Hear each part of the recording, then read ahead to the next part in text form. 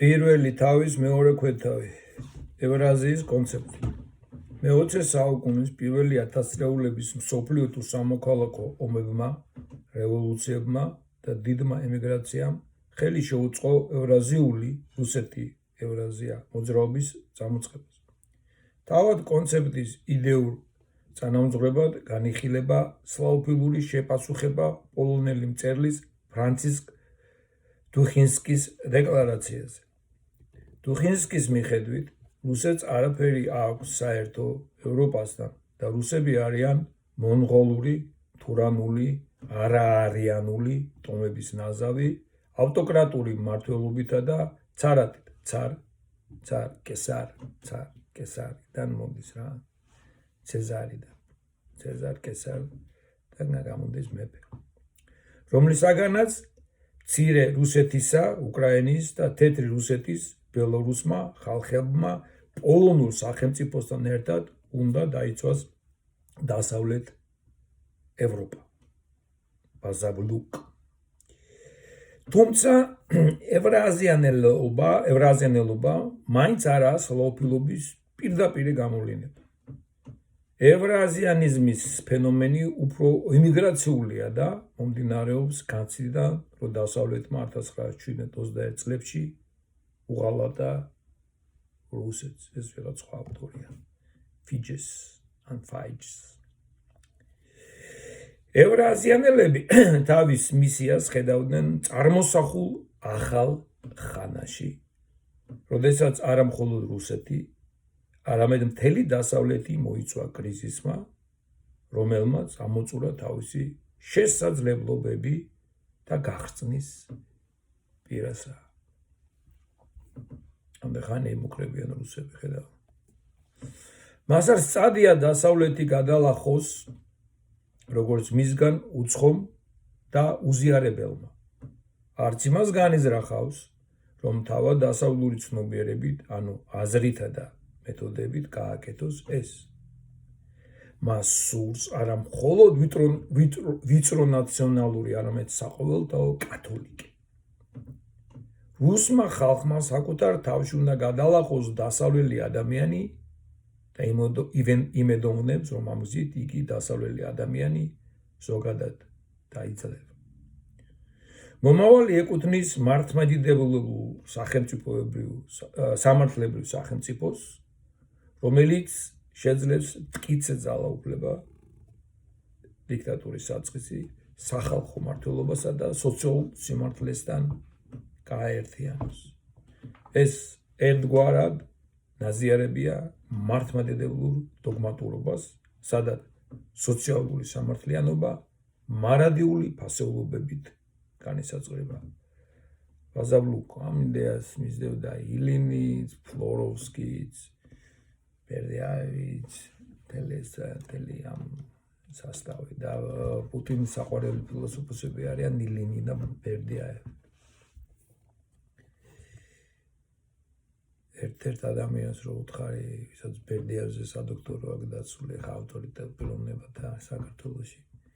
უთხარი ბერდიაევი ბიჭო, ვერ იყო თქვა კაი კაცი და კაი მოაზროვნე, მეთქი გაგიჟდა გადაირია, გაცუქდა.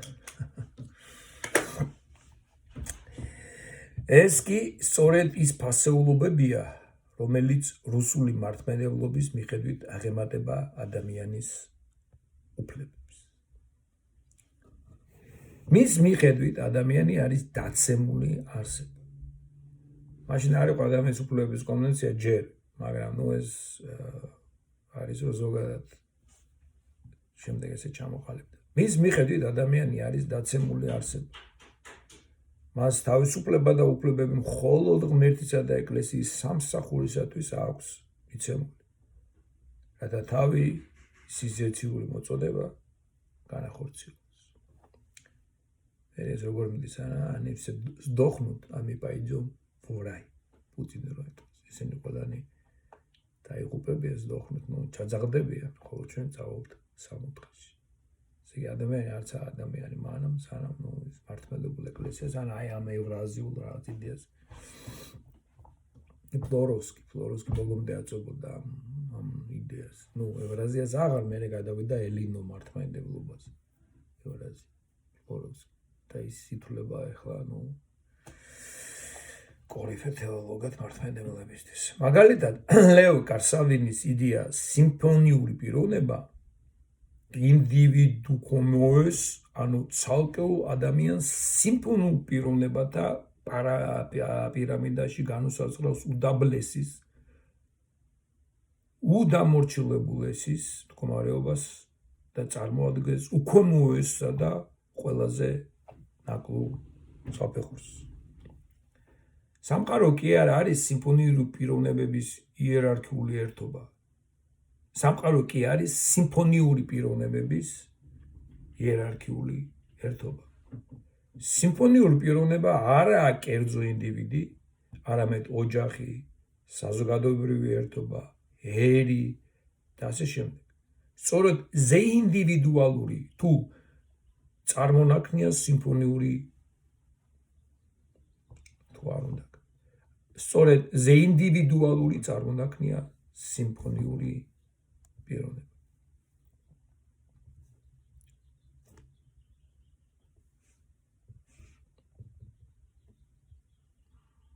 ხა რომელი ვარიანტი მაქვს არ ვიცი მე აქ შესწორებებიც არის მაგრამ ეს გადავდე მე ეს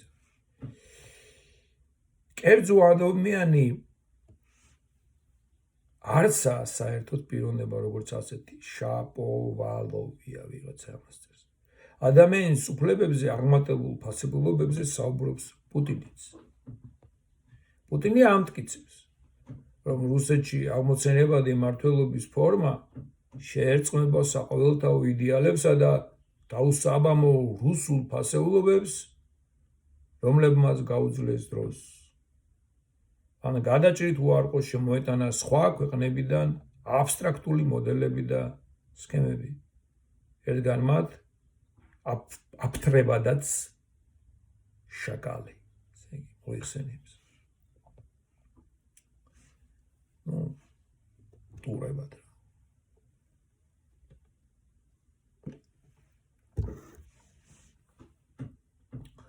პუტინის პოზიციას ჩამოგავს თუ არ იმეორებს კარსავინისას სიმფონიური პიროვნების კონცეფტს. რუსეთი დასაწყისშივე შეიქმნა სუპერცენტრალიზებულ სახელმწიფოდ. ეს პრაქტიკულად მის გენებში, ტრადიციასა და მისი ხალხის მენტალობაშია ჩადებული. გონწყობას ვამბობ. პუტინი კოლექტივიზმსა და პატერნალიზმს ასევე მიიჩნევს რუსი ხალხის ტრადიციად. ევანსი. ივენს. 2008 წელს დაწერილია. თუ როგორაა შესაძლებელი მრავალთ გაეზიარებინა ამგვარი მიდგომა, ისაია ბერლინს შეეძლო ეპასუხა. ისაია ბერლინი იყო რუსი, მრავალი წარმოშობის რუსი ფილოსოფოსი, რომელიც დასავლეთში მოღვაწეობდა და ერთ-ერთ ძალიან ცნობილი დასავლელ მოაზროვნედ ჩამოყალიბდა. ემიგრანტი იყო ისიც. ფილოსოფოსი. რომ გეკითხა საკუთარი თავისთვის თუ როგორ უნდა იმართებოდეს დოსტოევსკის გმირები, შენ ამას მიხვდებოდი. დოსტოევსკის გმირები ისე იქცევია, რომ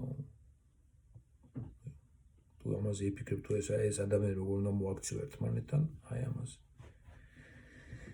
ვლადიმერ ბაზალუკი წერს, რომ ეს ევრაზიელების აზრით მართლმადიდებლობა ისეთი მონაცემია, რომელმაც დასავლური შენარივისაგან უნდა დაიცვას მომავლის ადამიანი და საზოგადოება. ამისთვის სტაროობრიადებთან, მეძველ წესებთან შეერთებაც კი სასურველია, რომლებმაც შეძლეს ერთი მხრივ რევოლუციურად განემხოლოვებინათ საკუთარი თავი და მეორე მხრივ უბიცოდ დაცულიყვნენ დასავლური გავლენებისაგან. როგორც ხედავთ, ეს დასავლური გავლენა დასავლეთი აქ იქნება, რაღაც ბოროტებად რა, სიავეთ. ამასთან სტაროავრეადული რიტუალური თუ წესჩვეულებითი სიმკაცრე რელიგიური ინტელიგენციისათვისაც მკაცრად სავალდებულო უნდა გამხდარიყო. ეს კი თავის მხრივ გამოიწვევდა ბუნებასთან სოციალურ-პოლიტიკური ცხოვრების ორგანული კავშირის გაცნობიერებას თელს მატერიაზე გავრცელებადი მასშტაბურობით, რუსული სივრცულობით, რუსკაია შიროტა, რუსული სიფართოვე და უსასრულობამდე გაფართოებადი ნაციონალური თვითშეგნებით. 2020 წელია ეს. წარმოგიდგენია კონცლაგერად უნდა მთელი სოფლიოს ქცევა. პუტინის თავი, პუტინის სოფლიო მფლობელად მოაკვდა. ევრაზიანელობა არ იყო სლავოფილობასავით კონსერვატული თუ კონსერვატული ლიბერალური, არამედ ის წარმოადგენდა რევოლუციურ მიმდინარეობას, რომელიც წარმოიშვა როგორც ფილოსოფიის, მეცნიერების, ხელოვნებათმცოდნეობისა და ლიტერატურის სინთეზი. მაკაროვი 2008 წელი. სხვა უმრავლესი ემიგრაციული მოძრაობებისაგან განსხვავებით, ევრაზიულ თეორიას დაამუშავებდნენ ნამდვილი მეცნიერები, ეთნოგრაფები, ლინგვისტები, ისტორიკოსები, გეოგრაფები, ფილოსოფოსები, თეოლოგები, იურისტები. ყველანი თავიანთ სფეროში ცნობილი და აღიარებული სპეციალისტები და ინტელექტუალები იყვნენ. ზოგჯერ ისინი არა ამ ქვეყნიურთაგან ჩამოკავდნენ, ოღონდ არანაირად შარლატანებს. ევრაზიანელობა გამოირჩეოდა თავისებური ინტერდისციპლინარობით და პატრიოტული გუნებაგანწყობით. რატომ არის, რომ დღეს უკვე სად არის ეს რუსული ინტელიგენცია, უნივერსიტეტები, რატო ხმას არ იღებენ პუტინის წინააღმდეგ, რატომ ყველა მოაწერა ხელი ომს. ეს ის მასა, რომელმან მთლიანობაში ეს ევრაზიული იდეა წარმოაჩუქა ინტელიგენცია. ევროაზიანიზმი ორ ჯგუფად დაიყო. რას ძნელი სათქმელი ყოფილა ეს ევროაზიანიზმი. ევროაზიანიზმი ორ ჯგუფად დაიყო. მემარცხენე, ბოლშევიზირებულ და მემარჯვენე მონარქისტულ ნაწილებად. პირველის ბაზაზე აღმოცენდა რუსული ემიგრაციული თავდაცვითი მოძრაობა. მან საბჭოთა კავშირის აგრესორებისაგან დაცვა დაისახა მიზნად და ამიტომაც თანამშრომლობდა მასთან. სწორედ ამიტომ მათ ზოგჯერ სასარგებლო იდიოტებსაც უწოდებდნენ საბჭოთა რუსები. ნაწილი ევრაზიანელი დაბრუნდა კიდეც საბჭოთა კავშირში და შესაბამისად მოხვდნენ რეპრესიებში. ესე იგი, ერთ-ერთი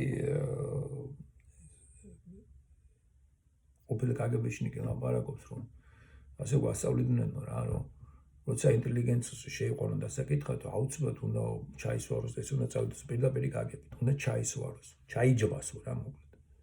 და ისე სუნიანი უნდა წავიდეს. ესე იგი, ინტელიგენტების მიმართ ეს სასარგებლო იდიოტების დამოკიდებულება ქონდა საბჭოთა კგბ-ს, საიდან მომდის. მიმომხილველები ევრაზიანის ასე ახასიათებდნენ. ზოგი ისტორიოსოფიური პრობლემატიკის ნაყოფიერი დამუშავების ახალი ინოვაციური საფეხური, ზოგადი ისტორიოსოფია არის ესეთი რუსული რაღაცა ისტორიის ფილოსოფიის თუ ფილოსოფიური ისტორიის, просто ისტორიის ფილოსოფიის ერთგვარი განხრა, რომ რაღაცა განსაკუთრებული საზრისი აქვს ისტორიას, სოფია, ესე იგი რაღაცა სიბრძნის თავში მატარებელი, ეს ჰეგელის ავტორია და რაღაცა იდეით მიემართებას თავის საბოლოო აღსრულებისაკენ, აი ეს გამოძებნო ეს იდეა, ეს რაღაცა სოფია, სიბრძნე ჩადებული ადამიანის ისტორიაში და შემდეგ ეს აღწეროთ, როგორ ვითარდებოდა, როგორ იხსნებოდა სხვა ეპოქებში, როგორ ვლინდებოდა და საბოლოო საერთკენ მიდის. ეს რუსული მომენტი არის ისტორიოსოფია. ზოგადი ისტორიოსოფიური პრობლემატიკის ნაყოფიერი დამუშავების ახალი ინოვაციური საფეხური, რომელთან მიმართებაშიც მოიაზრებოდა კერძო რუსული საკითხი დასავლეთისა და აღმოსავლეთის შორის კავშირში, ანუ რუსული მესამე გზის უნიკალურობა და რუსული პოსტკომუნისტური თუ გეოპოლიტიკური მომავალი. პირველი.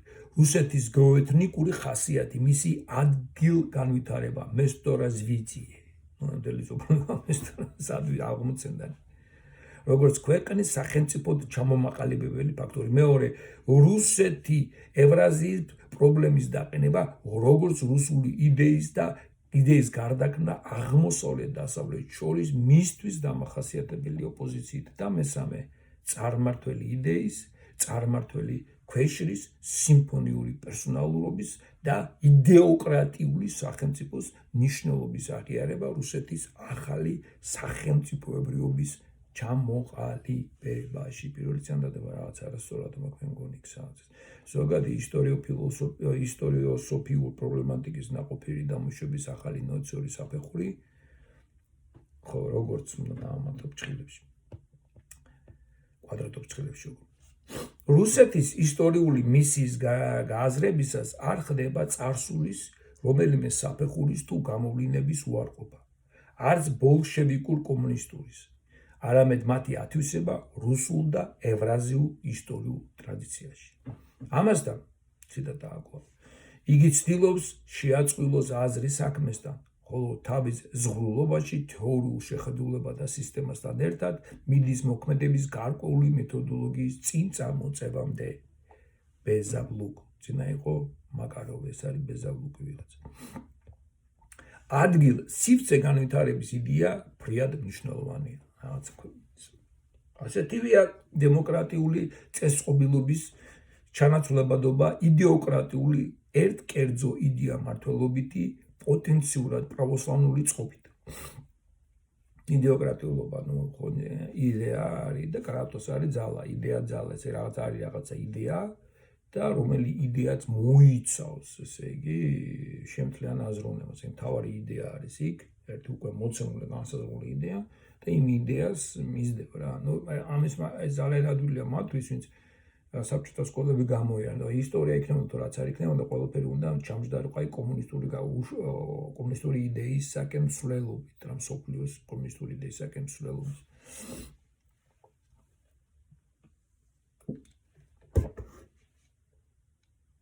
ამას ემატება დემოტია, ანუ სახელმწიფო წყობა, სადაც ძალაუფლება ეკუთვნის ორგანიზებულ, შეკრულ და მკაცრად დისციპლინირებულ ჯგუფს.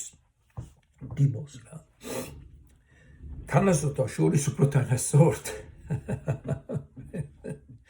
ой, ფერმიდანავე, ჩავამატე წყალებში. რომელიც ამ ძალაუფლებას იყენებს მასების საჭიროების ამებრ. კომუნისტური პარტია, პუტინთან დაახლოებული ოლიგარქია და ესეთი შემთხვევა. სინოდი. ამასთან რუსული ისტორია არანაირად არ მიიჩნეოდა ევროპის ისტორიის ნაწილად, ასე ვთქვათ, ჩამოკიდებული იყო ჰაერში. ნიშნავენია ის გარემოებაც, რომ თავად სახელმწიფო მართლმადიდებლური დოგმატიკის შეფერილობით აღიქმებოდა. ესქატოლოგიური, ანუ ეკლესიის სამყარო დასასრულ მიღმიერი განზომილება გადაწყვეტებოდა სახელმწიფოსაც. სახელმწიფო თავის მომავალი მსოფლიური მოწოდების ესქატოლოგიურ მისწრაფებებში აღწევს მეტაისტორიულსა და მეტალოგიკურ სფეროს. ხო, იგივე რუსეთმა პუტინმა თქვა რა. ყველანი ესენი ჩაძაღდებიან ჩვენ სამოთხეში წავთ. ესე იგი ეს სახელმწიფო და დუგინისისთვის ისევ რომ მთელი სამყარო უნდა მოიცოს ცეცხლმა და დაიწვას, იმიტომ რომ ესე იგი ვინც რუსეთთან სახელმწიფოში ერთად მოხვდებიან, ისინი გადარჩებიან, ვინც არა. წამოიჭრა და ამიტომ აქ ადვილია მე დააბომბვა ქალაქების და ბავშვების მოკვლა, რა ბავშვებზე და ქალაქებზე და მარიუპოლზე ლაპარაკობთ, მთელი სოფლიოც კი ესე უნდა მოხდეს, იმიტომ რომ რჩეული ხალხი, რჩეული ერი, რომელიც რუსობას აღიარებს, აი ის მაგადარში სწორედ დანარჩენი განწირულია მარადიული ჯოჯოხეთსაც და პირიქით ამ შემთხვევაში ლაპარაკობენ ჩაძაღდებიან. Сдохнут, просто მოკვდებიან. იმას კი აპირდება მარადიულ ჯოჯოხეთს, ესე იგი, სადაც მართლმადიდებლობას უფრო მეტად ჰუმანურიც კი გამოდის ამ მეტავზე. წამოიჭრა გეოგრაფიული სივრცის ფონეტიკური ერთობის თემაც. ევრაზიანელების მიერ რუსული სამყარო აღიქმებოდა როგორც მართლმადიდებლური ეკოსისტემა რუსეთი-ევრაზია. ის აღიქმებოდა არა მხოლოდ თურქული და სლავური ხალხების, არამედ ამ სივრცეში გავრცელებული ისტორიული რელიგიური შეხედულებების სიმბიოზად. აი აქედან მოდის რუსული, ეხლა რასაც ეუბნებიან, აი პუტინს რაღაცა შამანიზმისკენაც აქვს მიდრეკილება, რაღაცა სიმბოლიზმით, ის რაღაც კონგლომერატს აკეთებს რა, ეს მართლმადიდებლობა, ეს რაღაც მამოძრავებელი ძალა, თითქოს მასინადეში მარტო მართლმადიდებლობას კი არ მისდევს, ახლა თელი სინთეზს აკეთებს. ამ აუცილებლად გასათვალისწინებდა, ხო, ეს მანამდე მართლმადიდებელი კი არ არის პუტინი. ესე რომ აქ მიჩნევა მართლმადიდებელი ჩვენი ძმა და რა. აქ აუცილებლად გასათვალისწინებელია ის ფაქტი, რომ ევრაზიანელები რუსულ მოსახლეობას, ანუ რუსებს არ აღიქვამდნენ მხოლოდ სლავებად, რუსი ხალხი უნდა ამაყობდეს თავისი თურანული ფესვებითაც. მართალია რუსეთი იწყება კიევის რუსეთიდან, მაგრამ არ უიგივდება მას. თათრობის გარეშე ვერ იქნებოდა რუსეთი, რომელიც მისი წარმოებადი კიევის, რომელიც რა წარმოებადი. თათრობის გარეშე ვერ იქნებოდა რუსეთი, რომელიც მისი წინამორბედი კიევის რუსეთით ისტორიულად იყო შემზადებული. ნიკოლოზ ბერდიავი ევრაზიანის სექტას უწოდებდა, რომელიც ლამობდა რუსულ ორთოდოქსული ყოველდღიური რუტინის აღდგენას. იგი ბოლშევიცად სექტა განიხილავდა და ორთავე შეკეტილობას ამონათებდა, ხოლო თავად რუსულ იდეას განიხილავდა როგორც უნივერსალური განზომილების მატარებელს, ალბათ მხოლოდ სოფლიო ბიზანტიის პრეტენზიის კვალდაკა. ხოლო უკვე ლეო გუმილევთან და ალექსანდრე დუგინთან სახეზეა ნეოევროაზიანიზმი და მესამე რომის იდეასთან მისი მორგება. გუმილევმა განავითარა პასიონარული შეპყრობილ აღგზნებითი ეთნოგენეზისის თეორია, რომელიც მდგომარეობს იმაში, რომ ერთ მოცემულ ტერიტორიაზე თუ ლანდშაფტზე სხვა ეთნოსები თანავითარდებიან და ქმნიან ერთ სახალხობრივ მოცემულობას. დუგინი მთელი რუსეთის გეოპოლიტიკურ მისიაზეც საუბრობს, რომელიც მთელი კონტინენტისათვის სასარგებლოა. მას მსგავს პოზიციაზე დგანან ევროაზიანიზმის სხვა კვლევარებიც.